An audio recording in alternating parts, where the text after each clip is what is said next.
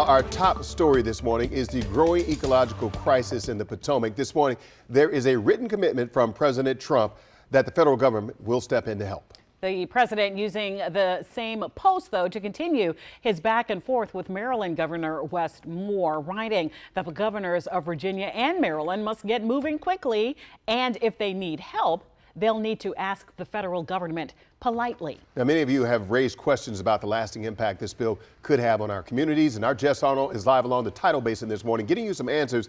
She's looking into the new concerns about tourism season and one of D.C.'s biggest springtime traditions. Jess. Yeah, well, the concern here is that as temperatures rise, the dormant bacteria that may not have thrived in the cold could, in the warmer temperatures, and start to release E. coli bacteria into the water here. So with the current advice being to avoid contact with the Potomac, it's probably not super enticing to flock to the water's edge for the cherry blossoms, which are coming up, of course. You'll soon see a sea of pink behind me here when we're out here later on. But we did speak with someone from the National Cherry Blossom Festival, and they said that they are working with the mayor's office. They're talking to the National Park Service to monitor the impact, and they hope that this does not deter tourists. We're going to plan for the best, but we're going to work with our partners to do that. But really, we think that the beauty of this festival and this city coming together is really going to be more important than anything else.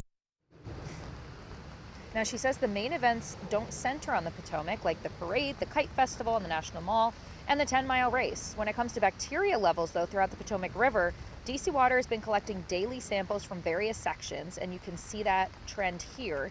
If we focus in on Fletcher's Boathouse and the Georgetown waterfront, overall levels have been decreasing since the spill spiked E. coli bacteria off the charts initially. Now, while they're still highly elevated near the leak, levels at Georgetown are just under the maximum allowed for the EPA swimming standards. Still, that does not mean hop in the river.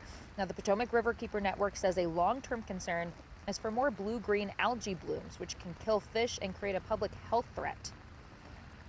Consistent daily monitoring throughout the entire river basin, all through the summer, I think is really, really critical. Critical both for safety and for transparency, communication with the public. Now, DC Water is actually going to be in studio in our 8 o'clock hour of news to answer all of your questions, so make sure you tune in for that, guys. Jess Arnold, thank you so much, Jess. And we will be watching later this morning. And we'll continue, meantime, to follow every angle of this really important and impactful story and what it means for our community. And you can find updates on air, online, and streaming on WUSA 9+, including a half-hour special report. It's all new tonight. It drops streaming at 6:30. And if you haven't already done so, please be sure to download WUSA 9+ to your smart TV. That way you can watch us free on your time.